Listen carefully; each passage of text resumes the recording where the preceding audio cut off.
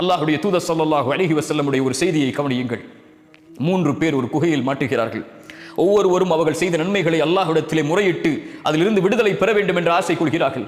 முதலாம் அவர் அழைக்கிறார், யா அல்லாஹ், நான் வாழ்நாளில் எதை செய்திருக்கிறோனோ செய்யவில்லையோ எனக்கு தெரியவில்லை. என்னுடைய பெற்றோர்கள் வயதானவர்கள். நானும் ஒரு காட்டிலே விறகை எடுத்து வரக்கூடிய வேலை செய்கிறேன். நான் என் வழக்கம் எப்படி, என்னுடைய உணவை நான் கொண்டு வந்தால் என்னுடைய வீட்டிற்கு என் மனைவியும் குழந்தைகளும் அதை சாப்பிடுவதற்கு முன்னால் என் பெற்றோர்கள் சாப்பிட்டால் தான் அவர்களுக்கு கொடுப்பேன். ஒரு நாள் இரவிலே நான் வருவதற்கு தாமதமாகிறது. என் பெற்றோர்கள் பசியால் உறங்கிவிட்டார்கள். அவர்களுக்காக கொண்டு வந்த உணவை நான் கொண்டு வந்திருக்கிறேன். என் பிள்ளைகளும் என்னுடைய மனைவியும் பசியில். ஆனால் என் பெற்றோர்கள் சாப்பிடாமல் உறங்கிக் கொண்டிருக்கிறார்கள்.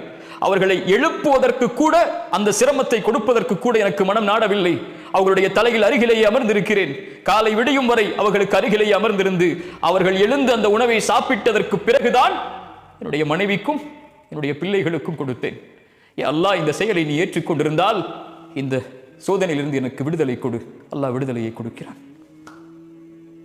உங்கள் மனைவி உங்களுடைய தாய்க்கு பணிவிடை செய்வதிலிருந்து உங்களை மிகைத்திருந்தால், உங்களுடைய குடும்பம், உங்களுடைய குழந்தை, உங்களுடைய செல்வம், உங்களுடைய தொழில், இவையெல்லாம் உங்கள் பெற்றோர்களுக்கு பணிவிடை செய்வதிலிருந்து உங்களை மிகைத்திருந்தால், இவை அனைத்தும் அல்லாஹ்விடத்தில் தடுக்கப்பட்டவை.